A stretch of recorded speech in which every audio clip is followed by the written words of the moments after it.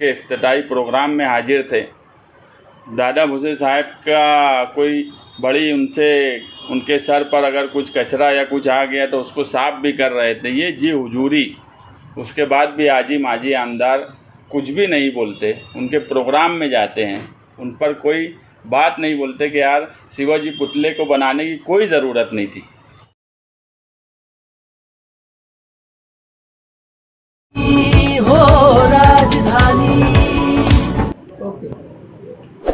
मालेगांव शहर, ख़ास तौर से मालेगांव सेंट्रल के साथ मुसलसल नाइंसाफ़ी हो रही है। हम देख रहे हैं कि मालेगांव आउटर में जो काम हो रहा है सरकारी फंड से और कॉरपोरेशन के बजट से, पिछले 2 साल से ऊपर का अरसा हो चुका कॉरपोरेशन पे प्रशासक राज है। प्रशासक राज का मतलब है कि सरकार का राज है। हमें तरक्की के नाम पर मालेगांव शहर में ये बताया जाता है, या न्यूज़ यूट्यूब पर इफ्तिताह ये नाम से ऐसा लगता है कि करोड़ों का काम हो रहा है, मगर जब हम ज़मीन पर आते हैं और देखते हैं तो मुसलसल मालेगांव शहर बदहाल है। यहाँ पर रोड के नाम पर आज भी मुज़ाफ़ात के कई हिस्से वीरान पड़े हैं। इफ्तिताह तो कई चीज़ों का होता है मगर कभी काम नहीं होता। और दादा भुसे जो पालक मंत्री हैं नासिक ज़िले के, इससे पहले भी हम बोले कि पालक मंत्री जो है वो पूरे हलके का, पूरे ज़िले का पालक मंत्री होता है। हमको कोई गवर्नमेंट का फंड नहीं मिलता और आज के मौजूदा आमदार जो है 2-4 काम लेकर ऐसा बताते हैं कि उन्होंने काम मंजूर किए।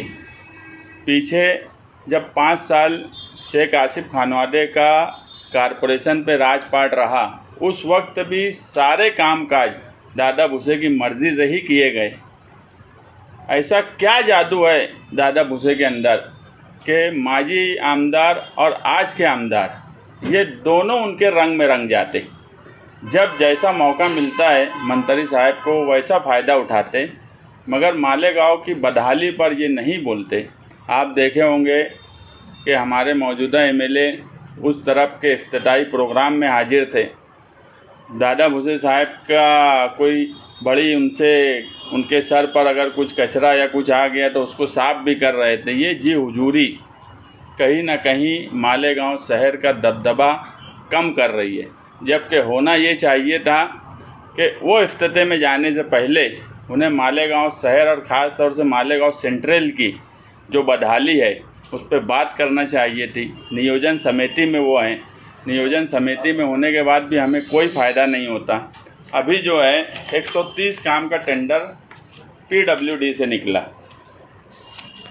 हमेशा ये हुआ है कि कॉरपोरेशन अगर कोई फंड देती है यानी हिस्सेदार होती है तो उसका टेंडर हमेशा कॉरपोरेशन से निकाला जाता। इसमें 130 काम में लगभग 35 करोड़ का ये काम है, जिसमें 30% कॉरपोरेशन का है। और अगर ये काम अबों में गया तो वो भी जनरल फंड से दिया जाएगा। ये 130 काम में हमको सिर्फ 10 काम मिला है मालेगांव सेंट्रल को, और वो 10 काम की लागत लगभग 5 करोड़ 25 लाख रुपया है। और हमारा पैसा जा रहा है 12 करोड़ जनरल फंड से। उस पर भी जब ये 8-10 काम जो है इसको ये बताया जाएंगे कि गवर्नमेंट से बात करके या मंजूर करके लाया गया, मगर सच बात यह है कि अगर हमारे जनरल फंड का हिस्सा ही हमको मिल जाता तो हम 12 करोड़ का काम कर लेते। ऐसा ही फैसला इससे पहले शेख रशीद खानवादा जब था, इन्होंने ठहराव करके 100 करोड़ का दिया था। आज भी हम उससे महरूम हैं। मिर्ज़ा गालिब रोड जैसी इफ्तिताई प्रोग्राम को लगभग 1.5-2 साल हो गया, आज भी वो रोड नहीं बनी। नुमानी पुल के सवाल पर मैं उस वक्त भी ये बात बोला था कि जब ये सब ब्रिज मंजूर हुए थे जिसका इफ्तिताह है, जब उस वक्त के कमिश्नर के पास मैं बैठकर नुमानी पुल की बात बताया तो उनको इल्म नहीं था। उसी वक्त बच्छाव साहब को बुलाया गया जो सिटी इंजीनियर है, और उनको कहा गया कि यार ये ब्रिज का काम मंजूर करो। और मैं उस वक्त ये बोला था कि सैंडवे ब्रिज की ज़रूरत नहीं है। आज भी सैंडवे ब्रिज को पैदल के लिए ही इस्तेमाल किया जा रहा। बनने के बाद वहाँ जीना बना दिया गया पैदल आने जाने के लिए। वो सैंडवे ब्रिज उस वक्त भी पैदल आने जाने के लिए था, कोई ज़रूरत नहीं थी। वो मैं ऐसा मानता हूँ कि वो तारीखी ब्रिज था, उसको तोड़ने के लिए भी बहुत ताकत लगी, बहुत वक्त लगा, मगर बिला वजह तोड़कर वो बनाया गया। और उस वक्त कमिश्नर को मैं बोल दिया था कि अगर तुमने नुमानी ब्रिज का फंड नहीं दिए तो मैं एक भी ब्रिज बनने नहीं दूंगा। और इस बात पे उन्होंने कहीं ना कहीं वो काम आगे बढ़ाया, मगर उस वक्त भी मौजूदा एमएलए वहाँ पर नुमानी ब्रिज पर आए। मैं भी गया, 2-3 मेरी मीटिंग हुई, 2-3 बार मेरी प्रशासक से उस वक्त की मीटिंग हुई, ये भी गए। ऐसा लगने लगा कि मेरी वजह से काम रुक ना जाए, तो मैं ये बोला कि यार ठीक है, आप काम कर लो। मैं मीडिया के सामने बोला था, लगभग उसको 2 साल होने का अरसा है, और उस वक्त भी मौजूदा एमएलए वहाँ पर ये बोले थे कि मैं वो काम 2 महीने में करा दूँगा। आज 2 साल का अरसा हो गया, सिर्फ बात हो रही है कि हमारा बजट मंजूर हो गया, हमारा ये हो गया, वो हो गया, और यहाँ का तुम देखेंगे सैंडवे ब्रिज बन गया, एक ब्रिज और बन गया। बोलने का साफ मतलब ये है कि हमारे सेंट्रल का पैसा मुसलसल मंत्री साहब अपने हिस्से में इस्तेमाल कर रहे हैं। उसके बाद भी आजी माजी आमदार कुछ भी नहीं बोलते, उनके प्रोग्राम में जाते हैं, उन पर कोई बात नहीं बोलते कि यार शिवाजी पुतले को बनाने की कोई ज़रूरत नहीं थी। आपको एक बात मैं बता दूं कि शिवाजी पुतला मेरी मालूमात में लगभग 40 साल वो हो गया वहाँ बने हुए। वो 2 टांग पे खड़ा है, पूरा लोड आगे है। जब इसका स्ट्रक्चर ऑडिट किया गया इस पुतले का, तो ये बोला गया कि ये अभी और 50 साल चलेगा। तुम देखेंगे तो शिवाजी पुतले को हटाया ही नहीं गया, वो पुतला वैसे ही है। यही सरकार में 8 महीने में पुतले गिर गए शिवाजी महाराज के ही, मगर ऐसा कुछ भी नहीं हुआ। वो पुतला जिस वक्त बना था, बोलने का मतलब ये है कि पहले जो काम होता था इस शहर में उसकी क्वालिटी क्या थी, कि 2 टांग पे खड़ा पुतला जिसका लोड पूरा आगे है, टेक्निकल कितना मजबूत काम किया जाता था कि इन्होंने चाह के भी, मुझे ये लगता है कि अगर वो पुतला निकाल के दूसरा बनाते तो 2, 5, 10 साल में गिर जाता, मगर वो टेक्निकली इतना अच्छा बना हुआ है कि उनको निकालने की ज़रूरत नहीं पड़ी। मेरा ये बोलना था कि वो ज़रूरत ही नहीं थी वहाँ पर, मगर अब उस हिस्से में रोड गटर सब अच्छी बन गई, तो अब तज़ीनकारी हो रही है। और मालेगांव सेंट्रल आज भी फिरका परस्ती की वजह से और ये लोगों की जी हुजूरी की वजह से, मंत्री के सामने जो जी हुजूरी करते, मैं इससे पहले भी बोला कि मौजूदा एमएलए मंत्री के मुर्गे हैं। वो जब बोलेंगे तो बांग देंगे, नहीं बोलेंगे तो कुछ नहीं बोलेंगे, उनके इफ्तिताई प्रोग्राम में भी जाएंगे, सब कुछ करेंगे, मगर मालेगांव सेंट्रल की आवाम के लिए ना ही कभी वो कोई बात बोले, ना नियोजन समिति में बोले, ना कॉरपोरेशन का इतना बजट जा रहा है उस पर बोले। हम इस मामले में कल एक हमारी अवामी मीटिंग, वर्करों की एक मीटिंग बुलाएंगे और हम शिवाजी पुतले पर ही इस नाइंसाफ़ी के खिलाफ जल्द ही धरने का ऐलान करेंगे, क्योंकि वही हिस्सा ऐसा है जो दोनों से कनेक्ट है। और अब हम ये बात अवामी सतह पर एहतजाज के ज़रिए, वो मंत्री के ख़िलाफ़ एहतजाज समझा जाए, प्रशासन के ख़िलाफ़ समझा जाए, मौजूदा आमदार के ख़िलाफ़ समझा जाए, माजी आमदार के ख़िलाफ़, इन सब के ख़िलाफ़ हम एक एहतजाज करेंगे, बड़ा एहतजाज, जो मालेगांव की आवाम और मालेगांव सेंट्रल के लिए हम इंसाफ मांगेंगे कि हमें इंसाफ चाहिए। हमारा जितना पैसा हमको मिलना चाहिए डेवलपमेंट के नाम पर, उतना पैसा हमको हर हाल में चाहिए। हमको स्टेट गवर्नमेंट से आज तक इस 5 साल में 1 रुपये का फ़ायदा नहीं मिला, उल्टा हमारा ही पैसा वो हिस्से में चला गया और उस पर आजी माजी आमदार ने कभी कोई बात नहीं बोली और हमेशा उनका साथ दिए। वक्त बदला, आज जो मंत्री साहब की मुखालफत कर रहे हैं, कल यही सब लोगों ने ठहराव कर करके उनको दिया। और आज जब प्रशासक राज में एमएलए का काम काज था कि दबाव बनाकर ज़्यादा से ज़्यादा फंड लेना, मैं तो इस पे हैरान हूँ कि कोई आदमी, मुझे एक मर्तबा मंत्री साहब शिवाजी पुतले के पास मिले तो मैं उनको बोला कि यार आप इधर के भी पालक मंत्री हो, ठीक है, आप अगर उनके साथ हो, उनके साथ दिखते हो, तो मालेगांव शहर का क्या फ़ायदा किए ये मौजूदा एमएलए और माजी एमएलए दोनों को बताना चाहिए कि जब 5 साल वो मंत्री साहब के साथ थे तो मालेगांव को क्या दिए, और ये जब से मंत्री साहब के साथ है तो उन्होंने क्या फ़ायदा मालेगांव शहर वालों को किया। मालेगांव शहरियान का कोई फ़ायदा नहीं होता, उल्टा हमारा पैसा ही उस तरफ इस्तेमाल होता है। और ऐसे नाइंसाफ़ी के ख़िलाफ़ हम कल मीटिंग लेके एक एहतजाज करेंगे कि ये मालेगांव से एहतजाज मंत्री के ख़िलाफ़ होगा, प्रशासक के ख़िलाफ़ होगा, आज के एमएलए के ख़िलाफ़ होगा और माजी एमएलए के ख़िलाफ़ होगा।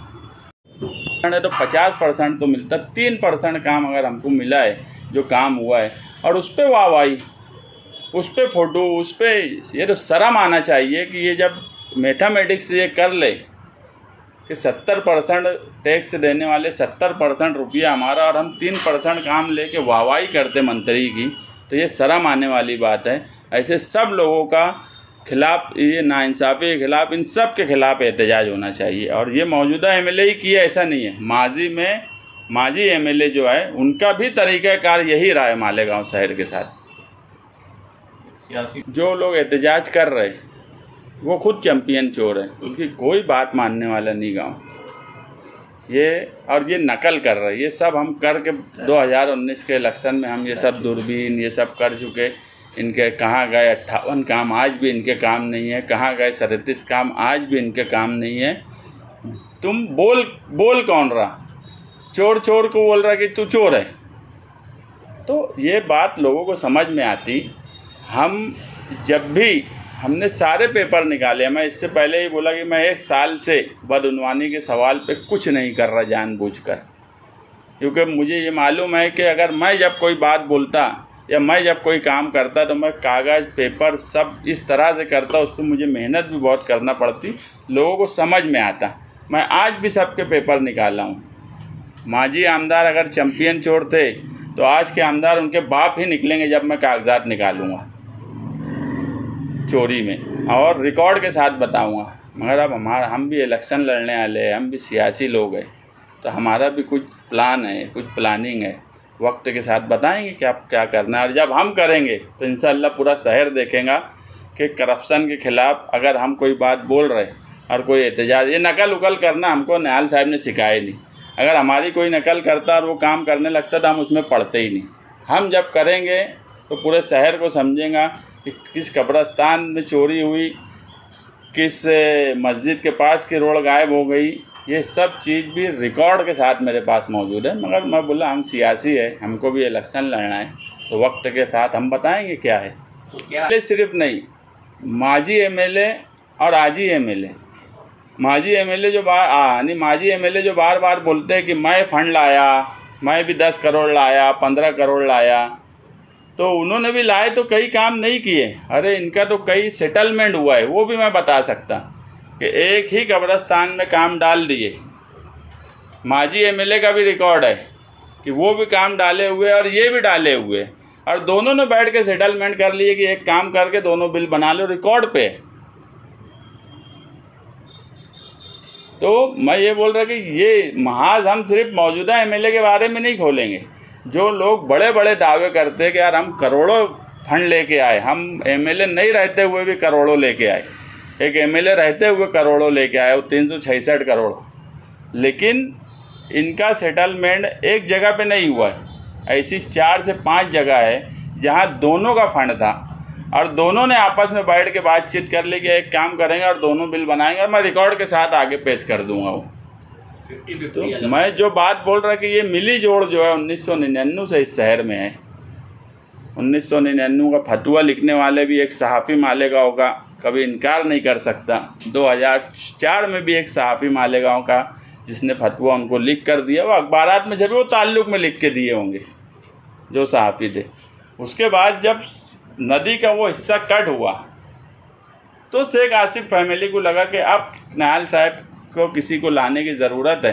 हिंदू वोट कट गई, जो लोग गणपति पे चंदा देते थे, गणपति मंडल में बैठते थे, अब वो भी बुत परस्ती और इस पे बात कर रहे हैं। मैं वही बोला कि बात वो करे जो ये सब नहीं किया हो। हम ये बात नहीं बोलते क्योंकि हम हिंदुस्तान में रहते हैं, उसको संविधान को मानते हैं। हमको बाबा साहब अम्बेडकर को भी फूल चढ़ाना पड़ता, हमको गांधी को भी फूल चढ़ाना पड़ता। हम ऐसी कभी कोई बात नहीं बोलते जो बात हम नहीं किए हैं। बात वो बोले जो कभी नहीं किए। जो इल्ज़ाम लगाते हैं बुत परस्ती ये वो खुद उसी में रंगे हुए रहे हैं। बोलने का मतलब ये है कि ये लोग की मिली जोड़ 25 साल से ये शहर देख रहा है, और जब भी करप्शन के नाम पे इनकी तो बहुत ताकत है ना। अजीत पवार आज फाइनेंस मिनिस्टर है, ये क्यों गली गली घूम रहे? इन्होंने बैठ के फाइनेंस मिनिस्टर के पास बैठना। अजीत पवार तो आज महाराष्ट्र में एक बड़ा ताकतवर लीडर है। ये बात मैं मानता हूँ कि महाराष्ट्र में अगर आज प्रशासन पे किसी का सबसे ज़्यादा दबाव हो सकता तो वो सिर्फ अजीत पवार है। मुख्यमंत्री से ज़्यादा दबाव अगर किसी का है तो अजीत दादा पवार है। अगर इनको लगता कि ये सब गलत हुआ है तो अजीत पवार के पास बैठ के इसकी इंक्वायरी करवा लें। ये सिर्फ नकल करने की तरफ जा रहे हैं कि हम जो किए थे वो ये करेंगे तो ये इलेक्शन जीत जाएंगे। ऐसा नहीं होता। हम अगर किए थे तो हम चोरी नहीं करते। मालेगांव शहर में एक बात तो मानी जाती कि हमारे बारे में कुछ भी बोला जाए, निहाल साहब के वक्त से आज तक हम पर ये इल्ज़ाम कोई नहीं लगा पाया कि हमने चोरी की, या कोई सबूत नहीं पेश कर पाया। हमने माजी में आसिफ शेख के ताल्लुक़ से हज़ारों से कागजात बांटे, सबूत के तौर पे बांटे, चेक बांटे, और आने वाले वक्त में भी दोनों के ख़िलाफ़ हम जब सबूत बांटना शुरू करेंगे, जैसे अभी खलील भाई बोले कि एमएलए के ख़िलाफ़ महाज खोलेंगे, क्या एमएलए के ख़िलाफ़ नहीं, दोनों एमएलए के ख़िलाफ़ महाज खोलेंगे। और सबूत के साथ मैं बोल रहा हूँ कि 4 ठेके ऐसे थे, मैं दोबारा बोल रहा हूँ, जिस पे इन दोनों ने सेटलमेंट किया काम करने के लिए कि एक काम मैं कर लूँगा, तुम बिल बना लेना, दूसरे काम में उन्होंने बोले कि तुम कर लेना, मैं बिल बना लूँगा। ऐसे 4 काम हुए, उसमें कब्रिस्तान भी है।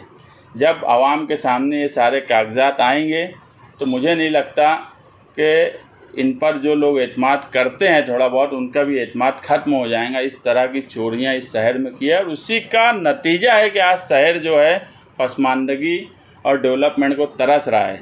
नहीं तो मुझे बताओ आप सब लोग कि कोई हफ्ता ऐसा जाता कि मालेगांव शहर में इफ्तिताह नहीं होता।